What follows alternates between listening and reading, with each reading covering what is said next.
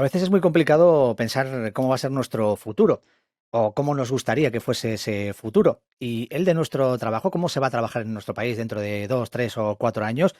Se va a cambiar mucho la forma de trabajar, sobre todo después de esta pandemia que nos está generando muchísimos cambios y nos está obligando a ser diferentes y a trabajar de forma diferente. Nos va a generar realmente oportunidades para intentar mejorar nuestras empresas, su progreso, su estabilidad, el bienestar también de las personas a través de las empresas. En este espacio estamos intentando dar respuesta a estas preguntas y a otras muchas y sobre todo queremos promover propuestas que contribuyan a un futuro del trabajo y de las personas mejor. Estamos hablando con muchos expertos en diferentes ámbitos de todo esto que aportan sus opiniones y su conocimiento. Y en esta ocasión, la persona que nos acompaña es Emma Giner. ¿Qué tal, Emma? ¿Cómo estás? Bienvenida. Hola, ¿qué tal, Luis? Muchísimas gracias. Un placer estar aquí. Bueno, nosotros estamos encantados de tener a Emma, que va a hablar hoy con nosotros en este espacio, este foro de reflexión de las nuevas formas de trabajar promovido por la Asociación de Directores de Personas, por EDIPE. ¿Y por qué está Emma con nosotros? Bueno, pues Emma, estamos seguros de que nos va a aportar mucho de su conocimiento y de su experiencia y nos va a generar también pues ese espacio de reflexión, ¿no? Nos va a hacer pensar sobre todo esto y sobre las nuevas formas de trabajar, porque Emma es experta en la creación de equipos operativos multiculturales en entornos ágiles. Lleva más de 20 años trabajando en empresas de moda de alto nivel, comenzando allá por los años 90 en Mango, después se incorporó en el grupo Inditex, ha estado trabajando en diferentes puestos, en diferentes marcas del grupo Inditex, en Oisho, en Massimo Dutti, ha sido directora corporativa de desarrollo global para todo el grupo, por ejemplo, también Massimo Dutti, directora internacional de recursos humanos, y en 2016 lanzó su propio proyecto llamado Power to the People. Colabora con marcas, empresas como Desigual, con L'Oréal, también con la Euroliga de baloncesto, con Casa del Libro, siempre tratando de ayudar a estas empresas a crear esos entornos ágiles y centrados en el usuario final y potenciando la excelencia de las operaciones. Y hay que decir que también eres, Emma, profesora del Máster de Innovación del Instituto de Empresa. Después de leer tu currículum, la pregunta supongo que está en la mente de todos es ¿de dónde saca tanto tiempo Imaginer para dedicarse a todo esto, no? Gracias a la Agile, desde luego.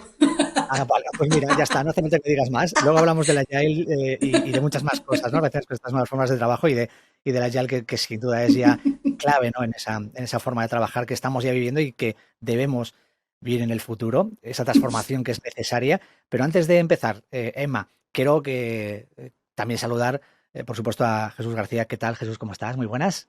¿Qué tal, Luis? ¿Qué tal, Elma? Encantado de estar con vosotros. Hola. Jesús actúa como miembro de la Junta de ARIPE, en este caso, aquí en este espacio. Y antes de empezar, y ya que Jesús también va a participar en esta charla, quiero, Jesús, que nos recuerdes, que nos cuentes en qué consiste este foro de opinión creado por AEDIPE de las nuevas formas de trabajar. Sí, pues yo creo que es una fantástica oportunidad para que desde nuestra Asociación de Dirección de Personas, desde la función de personas, podamos echar una mano a nuestra sociedad. Llevamos un año y algo en la peor de las crisis de salud y económicas que hemos podido conocer en nuestra generación. En esta situación se han producido, se están produciendo y se van a producir cambios muy importantes en cómo trabajamos, en las nuevas formas de trabajar. Y nosotros desde AEDIPE, para nuestros asociados, para las empresas, para los trabajadores, para la sociedad, para la administración, para nuestro gobierno, queremos crear un foro de opinión donde podamos recoger opiniones de expertos, como Enma en esta tarde, generar opinión, generar propuestas que nos permitan enfocar esta crisis desde una perspectiva de oportunidad, desde una perspectiva proactiva.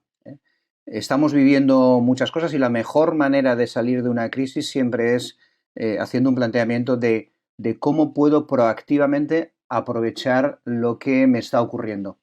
No cabe duda de que se están generando oportunidades, oportunidades dentro de lo que llevábamos ya unos cuantos años hablando acerca del desarrollo digital, oportunidades dentro de lo que estábamos hablando también desde hace unos años de lo que es la flexibilidad en el trabajo. Recordando el proyecto Delma de Empower to the People, llevamos también años hablando del empoderamiento de las personas. Bueno, pues es una oportunidad también en el que en este entorno que va a estar distribuido, que va a ser híbrido, pues probablemente hay una forma de trabajar que es con el empoderamiento de las personas. y ahí entramos en terrenos como es reflexionar acerca de cómo podemos hacer seguimiento de los resultados, de los objetivos, del rendimiento, de la productividad.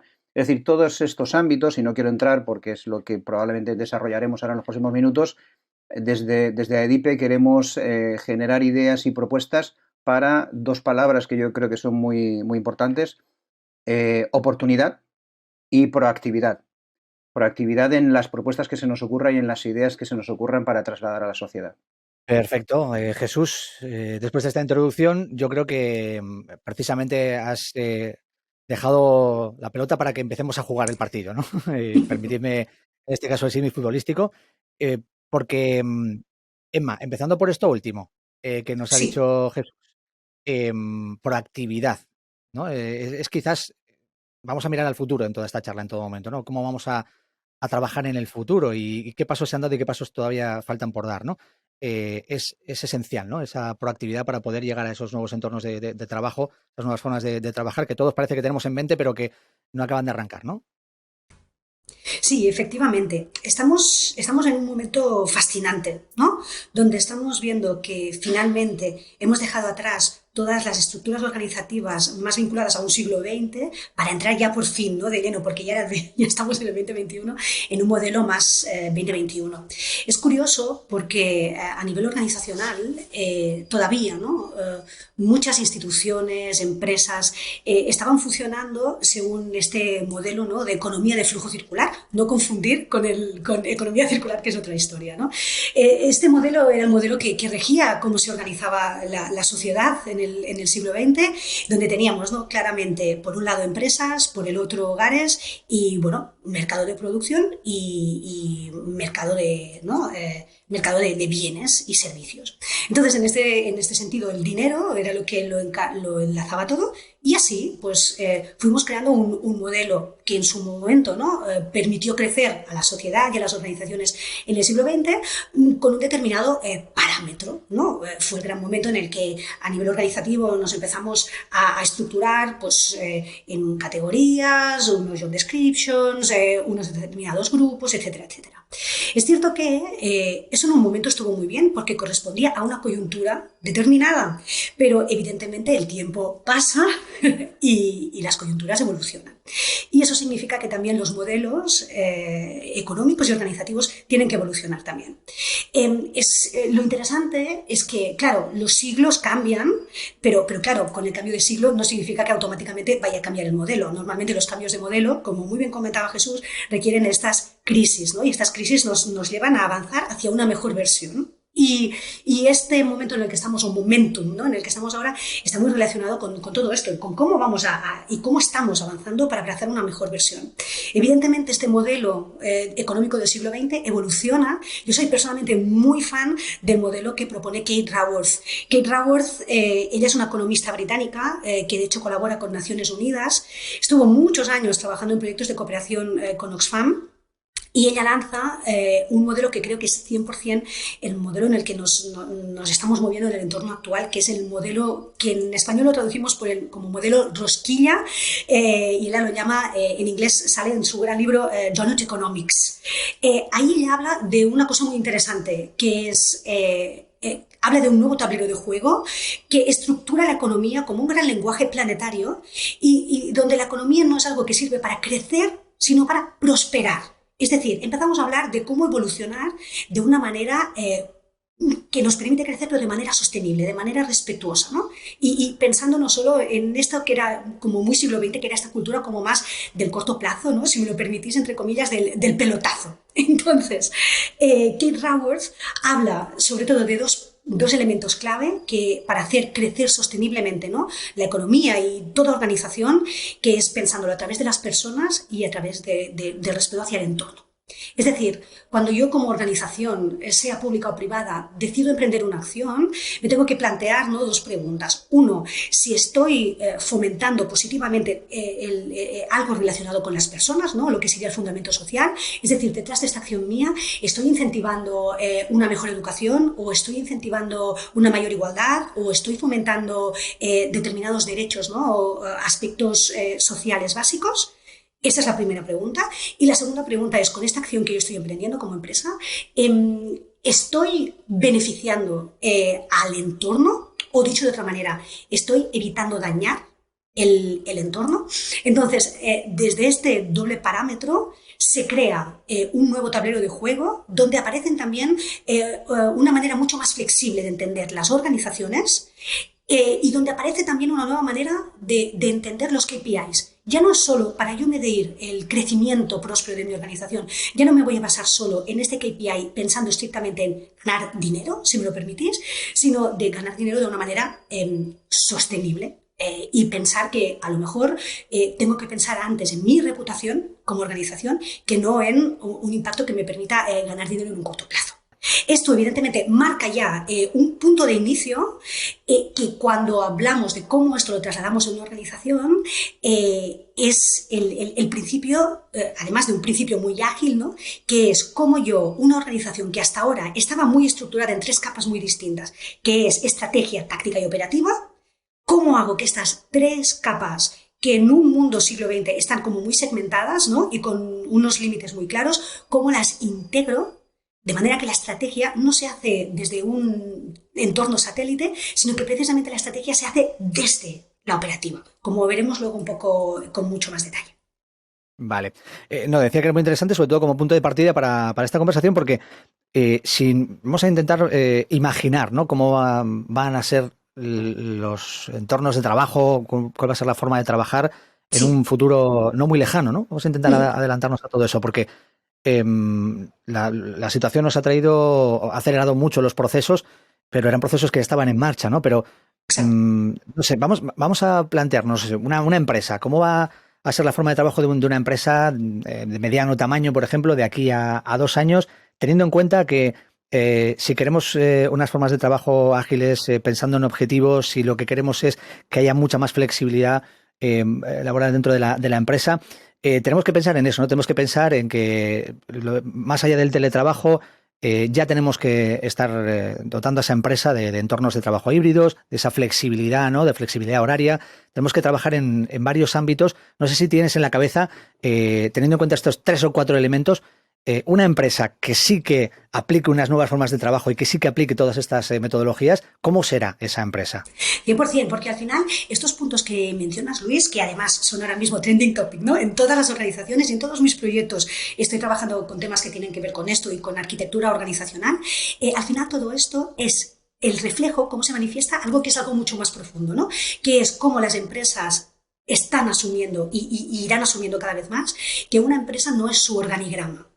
Sí, hasta ahora muchas empresas decían, ay, qué bien, quiero abrazar unas maneras más sexys, ¿no? O más flexibles de trabajar. Pues voy a cambiar el organigrama. Claro, un organigrama es simplemente un dibujo y el mapa no es el territorio. Al final, lo que define el organigrama real de una organización no es lo que yo dibuje, sino la manera en la que yo trabajo la interacción y las interrelaciones de las personas que forman la empresa. Es decir, hay una manera distinta de interpretar la empresa. Son las 3 Cs que yo llamo. Una empresa no es pues su organigrama, sino es la comunidad, cultura y coyuntura que definen esta empresa. Cuando hablamos de comunidad, estamos hablando de su comunidad de cliente interno, es decir, las personas que trabajan en esta organización, y evidentemente el cliente externo también, que es el usuario final. Pero no solo eso, también todos los partners, proveedores, etcétera, etcétera. Todas las personas que forman esta empresa. Una empresa en realidad va mucho más allá de sus 4 paredes, de su producto, incluso de su logo. Perdón, el producto y el logo me parecen fantásticos, ¿no? Pero es cierto que más allá de producto y logo, y incluso pasa, por ejemplo, en los equipos de fútbol, ¿no? Sino un equipo de fútbol va más allá depende tanto de la combinación de personas que están en ese momento específico formando ese equipo, ¿no? Y esa es la magia y ese es el gran poder, ¿no? de las personas. Vivimos un gran momento en el que la comunidad es lo que está definiendo una empresa. Y una comunidad de verdad solo se puede construir con personas auténticas. Yo siempre digo que personas auténticas crean organizaciones auténticas. Esta comunidad, si tú lo piensas fríamente y enlazando con lo que comentábamos antes, ¿no? De estrategia táctica operativa, comúnmente corríamos el error, ¿no? Bueno, era un poco, no era exactamente el error, pero estábamos acostumbrados a estar pensando que reorientar una empresa era todo cuestión de estrategia o de la gente que se sienta en la estrategia, ¿no? De quien decide el qué. Y muchas veces caíamos, ¿no?, en ese eterno devenir de PowerPoints y de post-its que luego eran muy difíciles de llevar a la acción. ¿Por qué? Porque la estrategia no se hacía desde la operativa. Muchas veces gente que hacía estrategia no estaba presente en el terreno, en la primera línea. Y esto es algo que hemos visto muy claramente en el momento de pandemia, ¿no? La primera línea es la que ha sido definitiva para reorientar modelos de negocio. Si hablamos de cliente interno, de colaboradores en una organización, el porcentaje más grande de todo lo que es el colectivo de una organización no trabaja en la estrategia ni en la táctica, trabaja en las operaciones, ¿sí? Trabaja en la primera línea. De modo que lo que vamos a estar viendo en los próximos pasos ahora mismo va a ser un foco muy especial en la primera línea. Precisamente, no solo porque es el porcentaje más grande de población dentro de la empresa, sino que son también los que están en contacto directo con el final user, con el usuario final o con el consumidor final de una organización. Y en un momento en el que el consumidor final es el que lo decide todo, evidentemente no puedes obviar el colectivo de la organización que está más cercana a ellos. Así pues, esto es la parte de comunidad. Evidentemente, la comunidad es la que te va a determinar la cultura. Hubo una época en los años 90 donde estuvo muy de moda estas sesiones de misión, visión, valores. ¿Sí? Y de ahí salían, pues, bueno, era lo que vivíamos en ese momentum donde la sociedad estaba en un momento coyuntural distinto. Y de esa misión, visión, valores, que normalmente se hacían con los equipos de comité de dirección, salían, pues bueno, ¿no?, unos pósters determinados con unas palabras determinadas que en ese momento podía estar muy bien. Lo que pasa es que en realidad hoy en día claro, vemos que realmente quien crea esta cultura está muy asociada con trabajar con este propósito compartido, ¿no? Y la cultura tiene mucho que ver con esa cultura que crea la comunidad. Es decir, la gente contribuye a crear, ¿no?, ese intangible, ese ADN, esa cultura, ese lenguaje propio de la organización. Así pues, comunidad y cultura es algo muy orgánico. Por eso a mí me gusta hablar de organizaciones más que de organizaciones. Y es algo como muy interno, ¿no?, dentro de la organización. Evidentemente las organizaciones juegan un papel clave en la sociedad, son players de una sociedad, así que no podemos pensar que son algo como un satélite. Forman parte de la coyuntura, que sería la tercera C. La primera es comunidad, la segunda es cultura y la tercera es coyuntura. Y así como yo, como empresa, comunidad y cultura, puedo trabajarla a nivel interno, la coyuntura yo no tengo ningún poder en ella. Y de nuevo, ¿no?, en el COVID lo hemos visto muy claro. Es lo que está pasando en un momento determinado, económico, histórico, social, antropológico. Y no puedo vivir de espaldas a eso.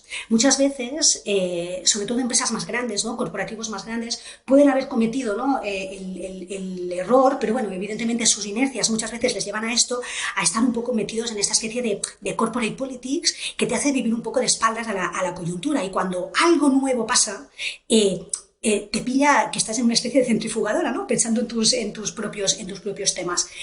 Lo esencial en este momento es cómo una empresa vive y vivirá conectada con su comunidad son las personas y las personas son las que te permiten ir siguiendo qué cambios coyunturales están pasando ahí fuera. De manera que tú, como organización, puedes contribuir, ¿no?, a impactar positivamente creando esta coyuntura y, evidentemente, crear esa coyuntura como base para crear algo mejor, ¿no?, una nueva versión o una mejor versión adaptada a esta coyuntura, ¿no?, sin abusar de ella, porque también es cierto que en estos casos hemos visto empresas que han utilizado la coyuntura para hacer un uso abusivo, ¿no? Aquí no se trata de abusar de la coyuntura, sino colaborar, ¿no?, contribuir para aprovechando la coyuntura, hacer como empresa de este mundo un lugar mejor. Uh-huh. No sé si Jesús quería decir algo, apuntar algo sobre esto. Sí, quería, como él me estaba hablando de comunidad y de cultura, quería preguntarle, hasta ahora la comunidad, claro, la vivíamos en nuestras oficinas de forma presencial. Ahora hay muchas empresas que estamos o bien teletrabajando o bien a medias. ¿Cómo estás viviendo con los clientes con los que trabajas?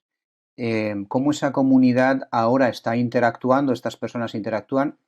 ¿Hay más comunidad? ¿Hay menos comunidad? ¿La cultura es más difícil de compartir, es más fácil de compartir, los responsables llegan con facilidad o no a sus equipos. Mira, esto es muy interesante porque, de nuevo, ¿no? Y aquí se ve mucho el aspecto orgánico de una organización. Yo siempre soy muy fan de desdramatizar, ¿no? Todo eso, porque, por ejemplo, me voy a un caso muy concreto de uno de mis clientes que en medio, ¿no?, de justo cuando empezaba la pandemia, era un cliente que bueno, no tenía una herramienta para tener a todo el mundo conectado. Y al final se trata, no somos unas personas distintas en nuestra vida privada como somos en la organización. Y al final, cuanto más desdibujemos, ¿no? Al final no tenemos que estar pensando en dos entornos distintos, un entorno social y un entorno organizacional, porque una cosa forma parte de la otra. Al final desarrollamos la mejor manera que tuvimos de crear un canal para tener a todo el mundo conectado fue crear un Instagram interno. O sea, creamos un Insta, igual que, vamos, que nuestros Instagrams privados, en clave interna. Entonces, la persona de recursos humanos se encargaba de dar de alta, pero teníamos a toda la empresa ahí dentro. Entonces, teníamos, ¿no?, pues al equipo de dirección haciendo Instagram Lives, dando comunicados cada día, montando a través de stories acciones para tener a la gente motivada. Y, bueno, al final se trata de ir desdramatizando e ir creando cada vez, ¿no?, modelos más orgánicos y más adaptados a cómo es este público, ¿no? Es cierto que tenemos que poner por delante qué tipo de cliente interno tenemos, con un enfoque así como muy marketingiano, ¿no? Porque al final este cliente interno es quien nos va a determinar qué herramientas y de qué manera las podemos llevar a cabo para que esto pase. No solo eso, al final, como cliente interno que es, cuanto más co-creemos y cuanto más lo impliquemos en encontrar recursos y soluciones, mucho mejor, ¿no? No se trata de que, hablando de recursos humanos, ¿no?, en este caso, no se trata solo de que los equipos de personas y talento tengamos la respuesta de todo, pero sí estamos en un momento muy interesante y muy inspirador en el que recursos humanos se está convirtiendo como en catalizador, ¿no?, y en personas que garantizamos que este discurso, que esta autenticidad y que esta parte orgánica de la organización se desarrolla. Creo que es un rol fascinante que quita recursos humanos de este enfoque quizá back office, ¿no?, y transaccional que en determinados sectores podemos haber tenido y nos hace enfocarnos en el front, ¿no?, en el día a día directo, impactando en positivo con nuestro cliente interno, que al final es nuestra razón de ser, es nuestro propósito. Es más, de hecho, a veces parece que olvidamos que las empresas son personas, ¿no? Y precisamente en este cambio, ¿no?, en esta transformación que estamos viviendo, las personas tienen que estar en el centro, ¿no? Las que realmente son el ADN de la propia empresa, ¿no? Esto también quizás nos estaría generando desde el punto de vista también directivo, de dirección de equipos, de dirección de talento, pues ese nuevo reto, ¿no? De ahora los equipos no se dirigen igual o no se van a dirigir igual, ¿no? Entiendo que por ahí hay bastantes desafíos también, ¿no, Emma? Sí, es fascinante. Yo soy muy fan de desmitificar el tema del choque generacional. ¿Sí?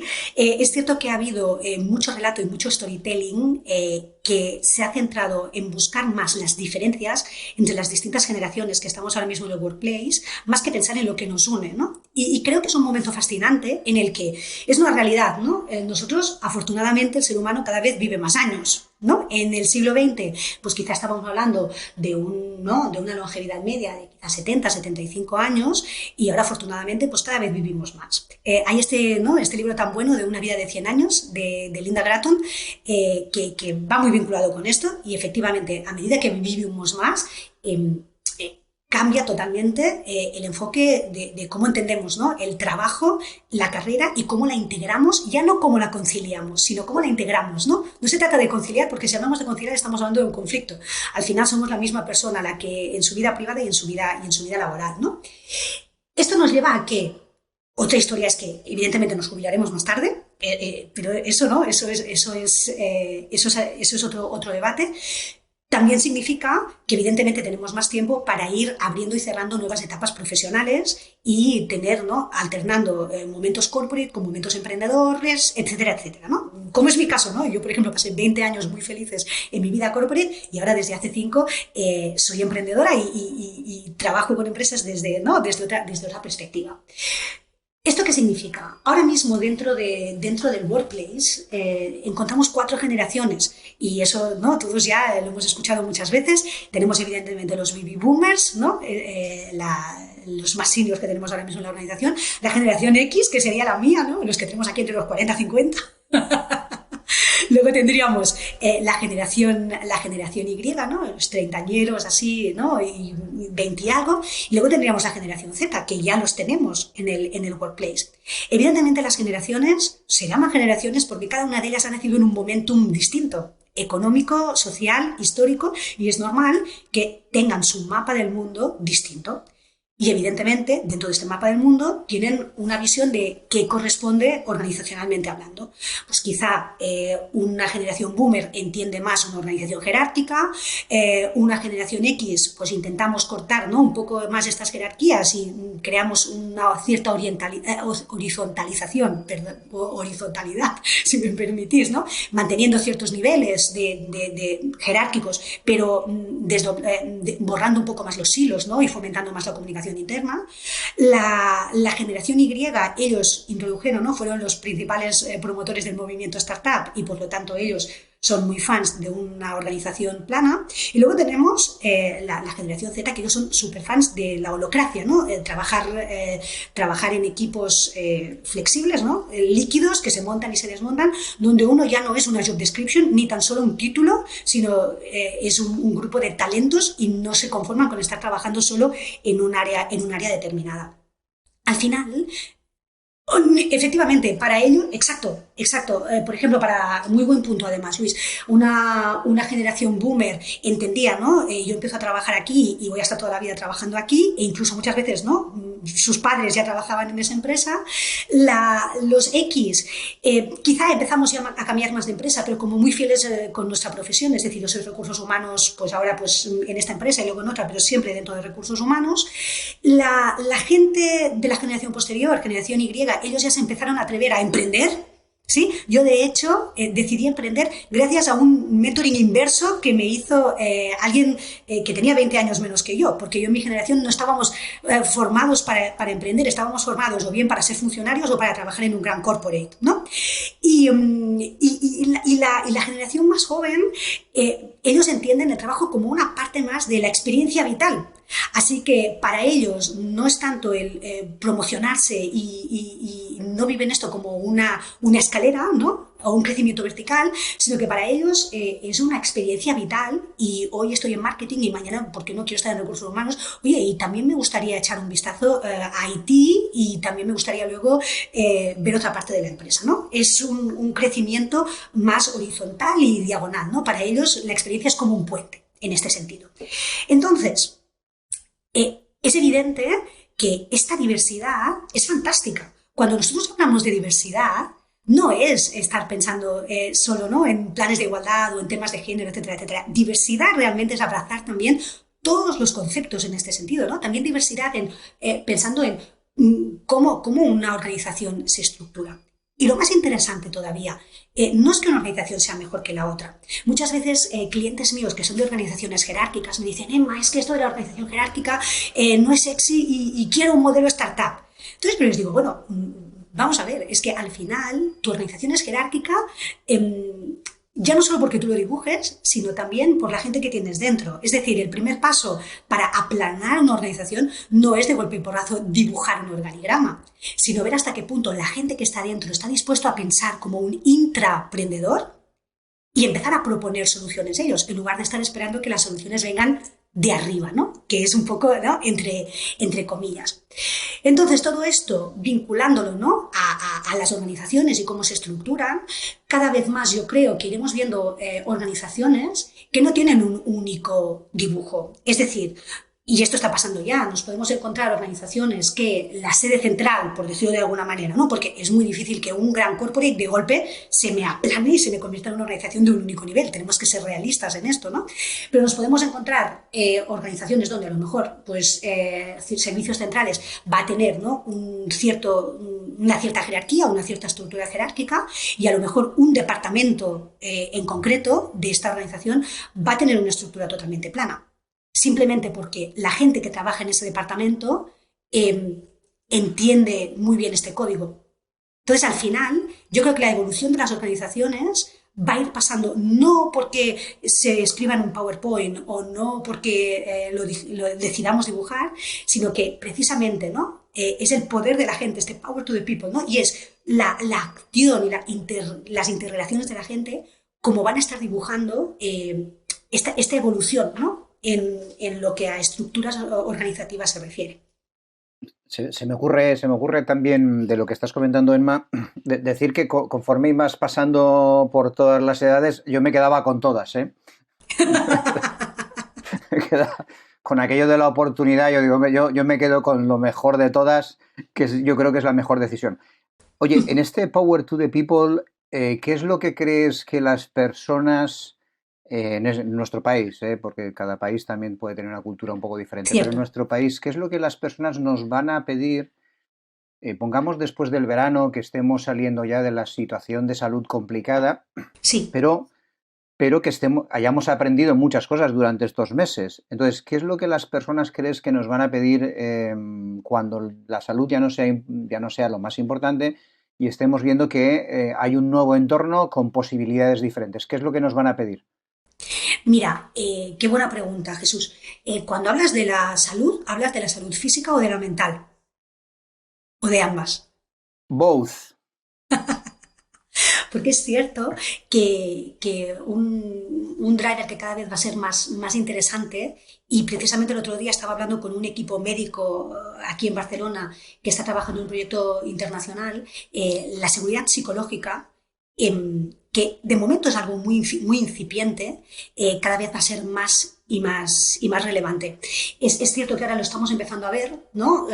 Una vez tienes cubierto, ¿no?, la salud física, ¿no? Y desde, evidentemente, ¿no?, desde todo este punto de vista de COVID, etcétera, etcétera, estamos abriendo una nueva etapa que es cómo hacemos, ¿no? Cómo reeducamos o cómo hacemos evolucionar, ¿no?, de una manera más natural a que la gente se acostumbre a este nuevo código y a estos nuevos ritmos, ¿no? Donde a lo mejor no se trata de estar poniendo fronteras muy rígidas entre mi vida personal y mi vida privada, ¿no? Pero claro, cómo hacerlo de manera que no colapse. Donde efectivamente, ¿no?, a lo mejor teníamos a la gente muy acostumbrada a interactuar en oficina y ahora están trabajando en su casa, o ver, ¿no?, cuál es el mix adecuado. Sea como sea, hay un punto muy importante aquí, que es cómo yo, como organización, creo este entorno, que es un entorno psicológicamente seguro, donde precisamente gracias al cliente interno y a su feedback, yo lo que voy a hacer es crear el escenario para que mi cliente interno me ayude a dibujar el entorno adecuado. Aquí yo soy muy fan, o sea, cada empresa es distinta, ¿no? Muchas veces mis clientes me dicen, no, es que esta empresa, aquí somos muy especiales. Y yo siempre digo, evidentemente, es que así tenéis que ser. Todas las empresas tienen que ser especiales y distintas, cada empresa es única. Y es un momento clave para pensar en soluciones únicas y co-creadas por tu propia gente. Es decir, no va a haber una receta única que todo el mundo pueda utilizar. Muchas veces a mí me gusta mucho desmitificar grandes ejemplos de grandes empresas que se explican en best practices, y que en realidad, a lo mejor, si rascamos en esa empresa, no el 100% de la empresa es así. O si a lo mejor buscamos en nuestra empresa puede ser tan sexy o más que esas empresas de las cuales hablan todos los business case. Quien te va a ayudar a dar la solución a todo esto va a ser la gente de dentro. Hay una realidad. No voy a conseguir llevar mi empresa a un lugar mejor sin escuchar a mi gente. Y lo interesante es que en cada sector, en cada empresa, en cada ciudad, la gente es distinta y te van a dar pistas distintas. Determinados entornos, la gente va a estar pensando más en qué tipo de beneficios no salariales van a ser importantes. Determinados entornos van a dar prioridad a todo un tema de deslocalización. Determinados entornos van a pasar 100% a entornos de trabajo 100% digitales, que además hemos visto, ¿no?, que no hay ningún dramatismo y que estas herramientas son realmente muy user-friendly, y que muchas veces era más un tema mental, ¿no?, que no abrazar esto. Una de las grandes realidades que hemos visto, ¿no?, es que COVID ha actuado como un acelerador externo de algo que hace mucho tiempo que nos veníamos hablando y dibujándolo en papeles, pero no nos atrevíamos a pasarlo a la operativa y hacer que pasase. Entonces, yo personalmente, por lo que estoy viendo ahora y lo que veo que estará pasando, ¿no? También, sobre todo aquí, de nuevo, ¿no? Toda la gente, gran parte de mi trabajo de investigación lo hago con gente que son 20 años menores que yo, o 25 años menores que yo. Y por lo que estoy viendo ahí, ¿no? Evidentemente, el futuro va muy por ahí. Es decir, no va a haber recetas únicas, no va a haber grandes tendencias únicas, sino que las vamos a estar co-creando con el cliente interno. Del mismo modo que un departamento de marketing crearía un departamento de desarrollo de producto, nunca crearía producto sin involucrar al usuario final en focus groups, ¿no?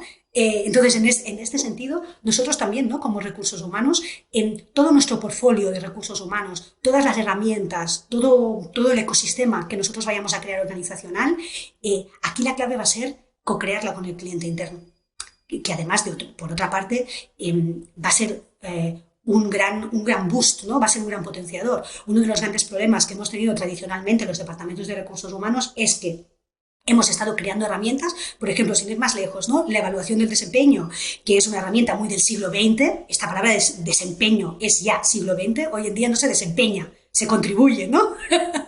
Y la palabra evaluación, ¿no? Evidentemente eso ya sería otra discusión, pero uno de los principales problemas de la evaluación del desempeño es que lo creábamos nosotros con toda nuestra buena voluntad, ¿no? La gente de recursos humanos, muchas veces en interno, muchas veces pues con ayuda de alguna empresa externa, y en el momento de implementarla veíamos que esta herramienta nos costaba mucho implementarla. Sencillamente era porque el lenguaje, la estructura, el formato no estaba hecho pensando en nuestro cliente final.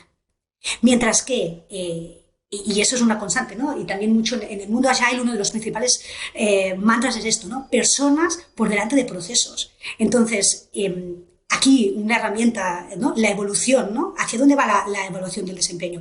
Pues muy fácil, hacia la herramienta que mi cliente interno tenga más fácil usar. Entonces, aquí yo como experto me voy a poner al servicio, ¿no? de este final user, y si quiero que esta persona evolucione, que al final es para lo que sirve, ¿no?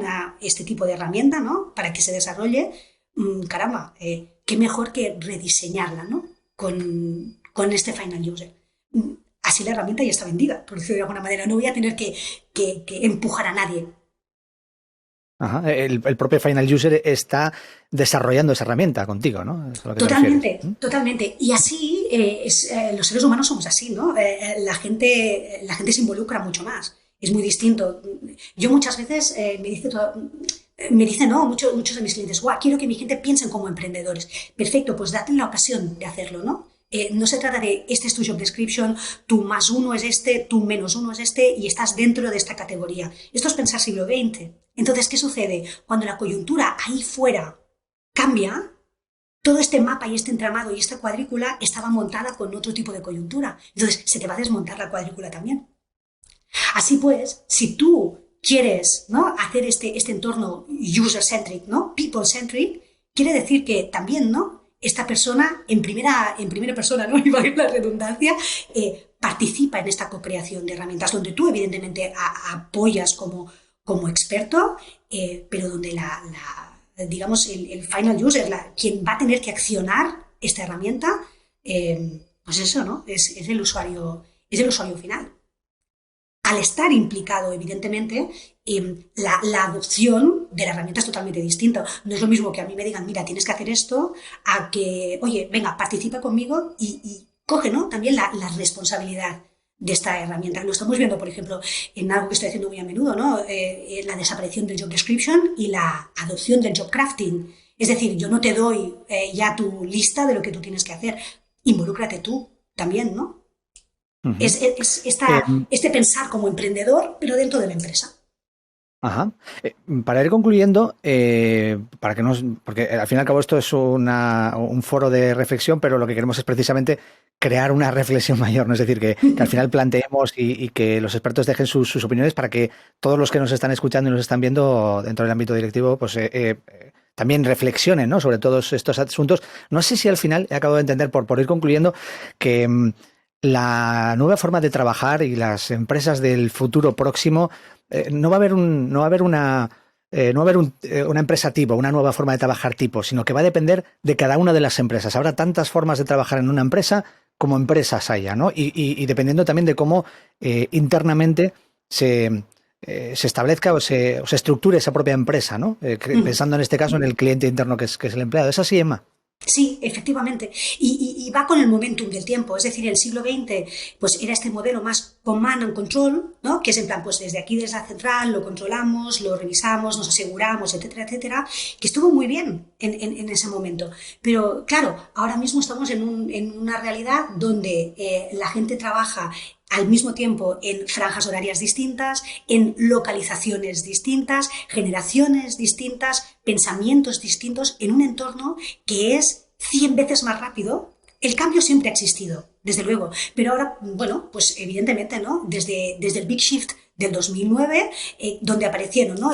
La libre circulación de personas y de ideas y la tecnología digital, evidentemente este cambio se ha acelerado y todo va más rápido. Entonces, efectivamente, no se puede controlar como se controlaba o con el mismo código que pasaba todo en el siglo XX. Entonces, ahora mismo por eso es un momento, por eso digo yo, ¿no? De power to the people, porque todo lo que vaya a pasar va a pasar a través de las personas.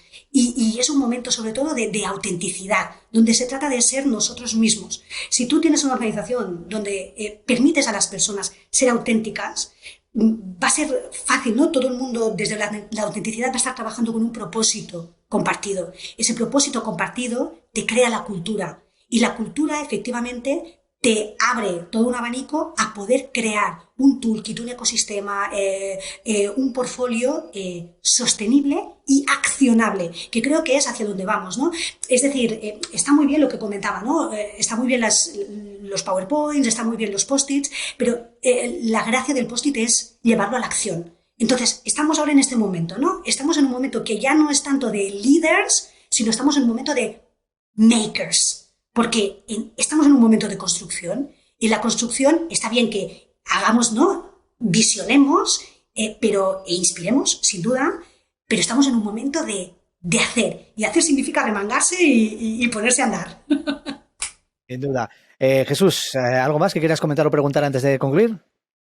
Bueno, yo para mí, un poco de lo que nos estaba comentando Emma, me quedo con una idea muy importante para los que nos dedicamos a la función de las personas y para la evolución o revolución, supongo que será evolución, pero bueno, los cambios que va a haber, que es que van a participar las personas, que lo que comentábamos antes de que si antes eran protagonistas, ahora con este cambio, que también es un cambio social, pues van a tener que ser muy protagonistas y los vamos a tener que escuchar y hacer partícipes de ese propósito. Yo me quedo un poco con esa idea, que además es casi también un poco de los fundamentos de nuestro foro de nuevas formas de trabajar dentro de EDIP.